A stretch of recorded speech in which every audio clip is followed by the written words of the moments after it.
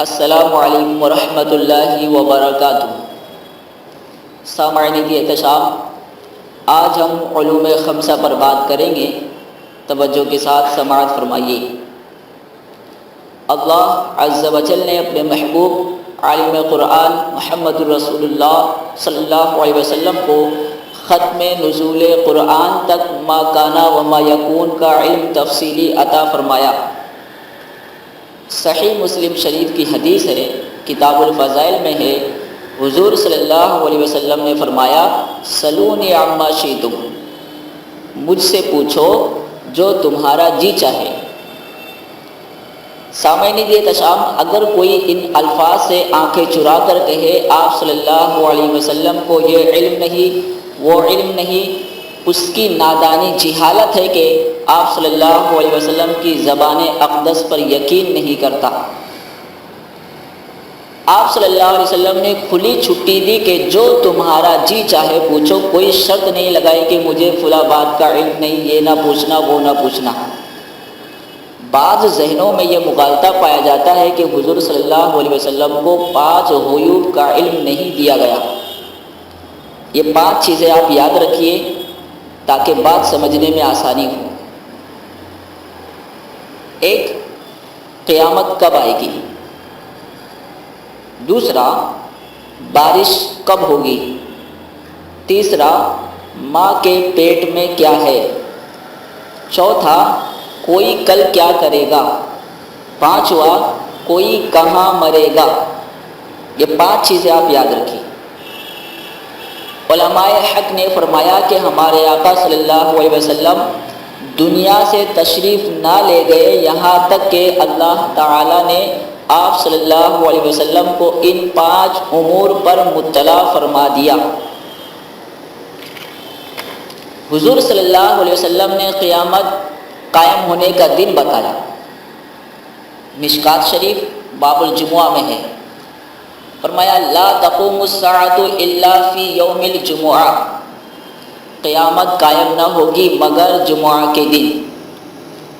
اور آقا صلی اللہ علیہ وسلم نے کلمہ کی اور بیچ کی انگلی ملا کر فرمایا، ہم اور قیامت اس طرح ملے ہوئے بھیجے گئے ہیں۔ مشکات شریف باب خطبہ یوم الجمعہ، یعنی ہمارے زمانے کے بعد بس قیامت ہی ہے۔ اس قدر علامت قیامت ارشاد فرمائی کہ ایک بات نہ چھوڑی۔ آج میں قسم کھا کر کہہ سکتا ہوں کہ ابھی قیامت نہیں آ سکتی۔ کیونکہ نہ ابھی دجال آیا، نہ حضرت مسیح و مہدی، نہ آفتاب مغرب سے نکلا۔ ان علامات نے قیامت کو بالکل ظاہر فرما دیا۔ پھر قیامت کا علم نہ ہونے کے کیا معنی۔ حضرت اسرافیل علیہ السلام وقوع قیامت سے قبل سور پھونکیں گے نا۔ اب آپ کو وقت معلوم ہوگا تو سور پھونکیں گے۔ دوسری بات یاد رکھیں، جب اللہ تعالیٰ کے فرشتے بارش کے نازل ہونے کا وقت اللہ کی عطا سے جانتے ہیں تو اللہ کے پیارے محبوب صلی اللہ علیہ وسلم کے بارے میں کیسے کہا جا سکتا ہے کہ آپ صلی اللہ علیہ وسلم کو یہ علم نہیں دیا گیا۔ حضرت ابن عباس رضی اللہ تعالیٰ عنہ سے روایت ہے، انہوں نے فرمایا کہ ہمارے سروں پر بادل منڈلا رہے تھے کہ نبی کریم صلی اللہ علیہ وسلم تشریف لے آئے۔ ابھی وہ فرشتہ جس کے اختیار میں بادل دیے گئے ہیں میرے پاس آیا، اس نے مجھے سلام کیا، پھر مجھے خبر دی کہ وہ بادلوں کو یمن کی ایک وادی جسے سریح کہا جاتا ہے کی طرف لے جا رہا ہے۔ راوی فرماتے ہیں کہ اس کے بعد ہمارے پاس وہاں سے ایک سوار آیا، ہم نے اس سے بادلوں کے متعلق پوچھا تو اس نے جواب دیا کہ اسی دن ان کے ہاں بارش ہوئی تھی۔ یہ بات روز روشن کی طرح آیا ہے کہ حضور صلی اللہ علیہ وسلم یہ بھی جانتے تھے کہ بارش کب ہوگی۔ تیسری بات سماعت فرمائیں، اللہ تعالیٰ اپنے منتخب بندوں کو یہ علم عطا فرماتا ہے رحم مادر میں کیا ہے، ماں کے پیٹ میں کیا ہے، لڑکا ہے یا لڑکی، خوش بخت وہ نیک بخت ہے یا بدبخت۔ جب انسان کا نطفہ رحم مادر میں ٹھہر جاتا ہے، اللہ تعالیٰ اس کے بارے میں جو فیصلہ فرماتا ہے اس کا علم فرشتہ کو عطا فرماتا ہے۔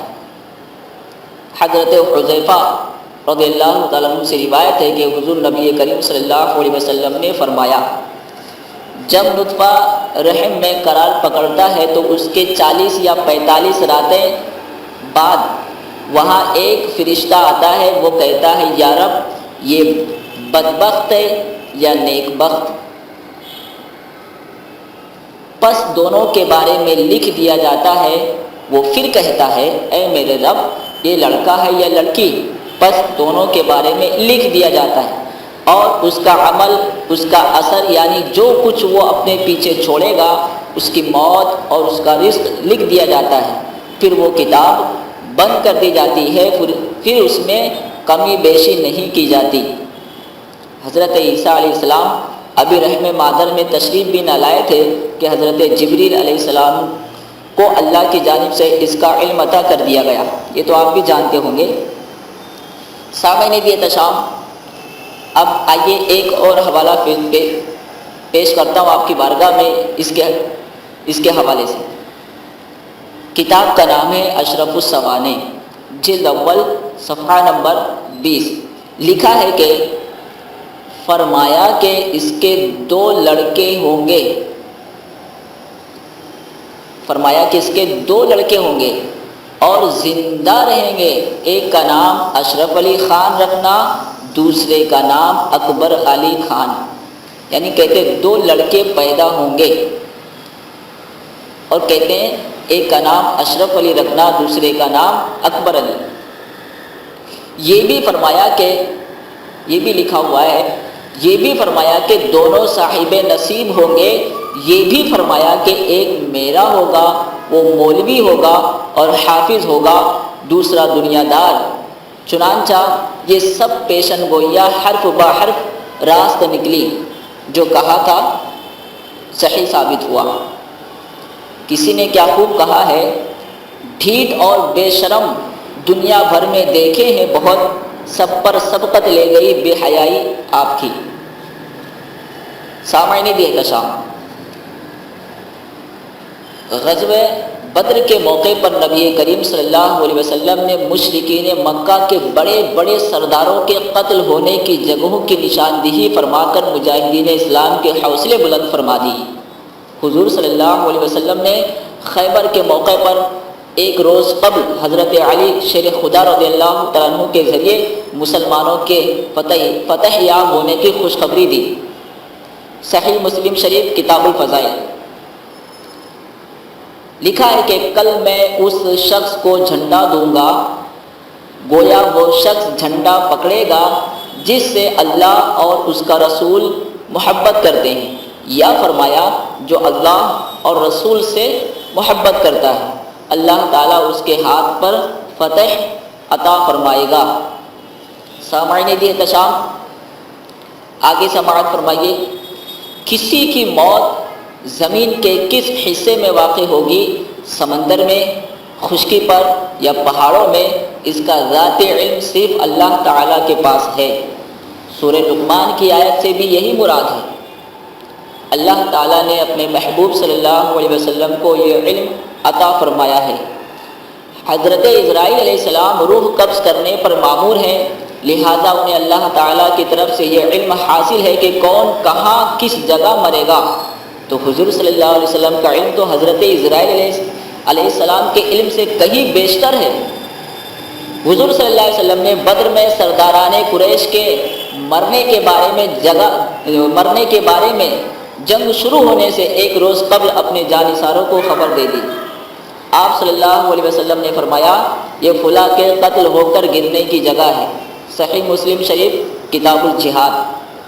مختصر سی گفتگو میں علوم خمسہ کے حوالے سے چند باتیں عرض کی ہے۔ ہم نے مزید معلومات کے لیے جاء الحق اور الدولۃ المکیہ وغیرہ کا ضرور مطالعہ فرمائیں۔ اللہ تبارک و تعالی ہمیں کہنے سننے سے زیادہ عمل کرنے کی توفیق عطا فرمائے۔ السلام علیکم۔